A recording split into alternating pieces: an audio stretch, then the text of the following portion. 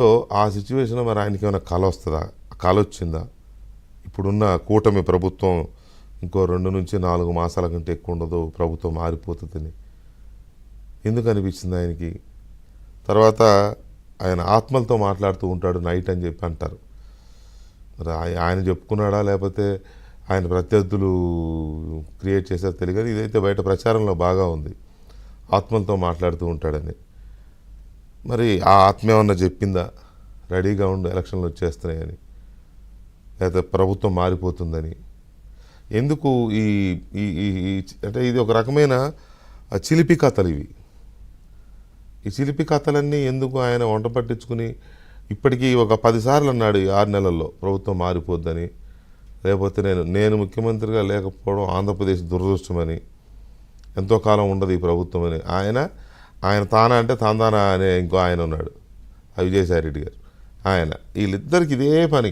తప్పలేదు, రాజకీయాల్లో ఉన్నప్పుడు తొందరగా ఎలక్షన్లు వస్తే బాగుండు, మళ్ళీ మనం అధికారంలోకి వస్తే బాగుండు అని చెప్పి అనుకోవడం తప్పలేదు. దానికోసం ప్రజల్లోకి వెళ్ళి కష్టపడి ప్రజలకు మళ్ళీ ఇంత దగ్గరయ్యి మళ్ళీ ఆదరణ పొందడం కోసం కృషి చేయడం ఇది. అంతేగాని ఏదో ఆయా ఎలక్షన్లు వచ్చేయాలి, ప్రభుత్వం పడిపోవాలి, ఆ ప్రభుత్వం పడిపోతే మనం ఎక్కి కూర్చోవచ్చు, ఇది ఏం ఆలోచన? ఎందుకు పడిపోతుంది ప్రభుత్వం? పైగా అదేమన్నా అత్యవసర మెజార్టీతో ఉందా? నిన్ను అడుచులోకి తొక్కేశారు కదా. మన వరి నాట్లు వేసేటప్పుడు దమ్ము చేసిన తర్వాత మెడంతా నాటేసిన మెడంతా మొత్తం తొక్కుతారు, కలుపు పెడుతుంటే భూమిలోకి తొక్కేస్తారు. నాటు పెట్టే ముందు అట తొక్కేశారు వైసీపీని కానీ జగన్మోహన్ రెడ్డి దీన్ని కానీ. 11 సీట్లు ఇచ్చిన తర్వాత ఇంకా 2 నెలల్లో పోద్ది, 3 నెలల్లో పోద్ది ప్రభుత్వం అని ఎందుకు అంటున్నాడు అనేది ఒక అంతుపట్టని విషయం, అంతు చిక్కని విషయం. బేతాళ కథల్లో చిన్నప్పుడు చందమామలో ఉండేది బేతాళ కథలని. దాంట్లో విక్రమార్కుడికి బేతాళుడు ఒక ప్రశ్న వేసేవాడు, అట్లా ఏమన్నా జగన్మోహన్ రెడ్డికి ఈ ఆలోచన ఎందుకు వస్తుంది రాజా, తెలిసి చెప్పకపోతే నీ తల 1000 ముక్కలు అవుతుంది అని బేతాళుడు అంటే, ఇక రాజా విక్రమార్కుడు చెప్పాలన్నమాట. దీనికి చెప్పి ఇందుకోసం జగన్మోహన్ రెడ్డికి ఆలోచన వచ్చింది, అందుకని ఆయన ఇలా అంటున్నాడు అని విక్రమార్కుడు చెప్తే అది బేతాళుడికి సాటిస్ఫై అయితే బేతాళుడు మళ్ళీ చెట్టు ఎక్కుతాడనమాట. ఇది బాలమిత్రలో అప్పట్లో చిన్నప్పుడు మేము చదువుకున్న కథలు ఇవి ఇప్పుడు మళ్ళీ గుర్తు చేస్తున్నాడు జగన్మోహన్ రెడ్డి గారు. దాంతోపాటు ఆ డిఎస్పీని ఎందుకు బెదిరించావు అసలు నువ్వు? డిఎస్పీని మురళీనాయక్ పులివెందుల డిఎస్పీని బెదిరించాల్సిన అవసరం ఏంటి? ఆయన పని ఆయన చేస్తున్నాడు. ఎవరి మీద అయితే కంప్లైంట్లు ఉన్నాయో వాళ్ళని తీసుకొస్తున్నారు, విచారిస్తున్నారు. యాజ్ పర్ లా వాళ్ళు కోర్టుకు ప్రొడ్యూస్ చేస్తున్నారు, అరెస్ట్ అవుతున్నారు, లేకపోతే నోటీసులు ఇస్తున్నారు, విచారించి పంపించేస్తున్నారు. ఒక ఆయన భారతిరెడ్డి గారి పిఏ, అతను ఎంత చెలరేగిపోయాడో గడిచిన 5 ఏళ్లలో తెలిసిందే.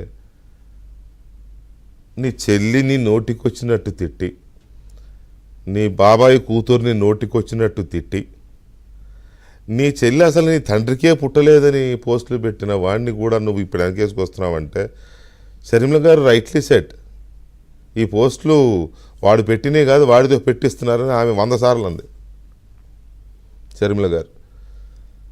అన్నట్టే ఇప్పుడు అతన్ని కూడా నువ్వు వెనకేసుకొస్తూ తప్పుడు కేసులు పెడుతున్నావు మా వాళ్ళ మీద, డిఎస్పీని బెదిరించావంటే డెఫినెట్గా ఆ పోస్టులకి మీకు సంబంధం ఉన్నట్టే అనుకోవాల్సి వస్తుంది. షర్మిల అనుమానం నిజమే అనుకోవాల్సి వస్తుంది.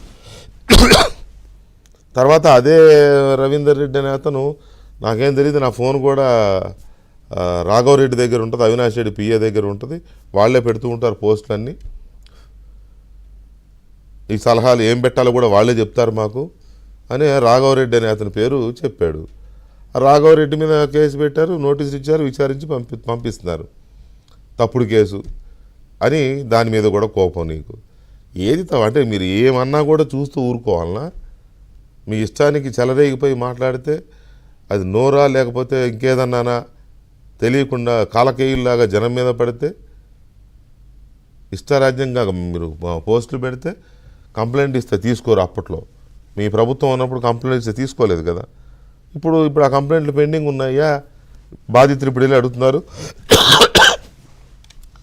అడుగుతున్నారు, పోలీసులు చర్యలు తీసుకుంటున్నారు. తీసుకోవద్దా?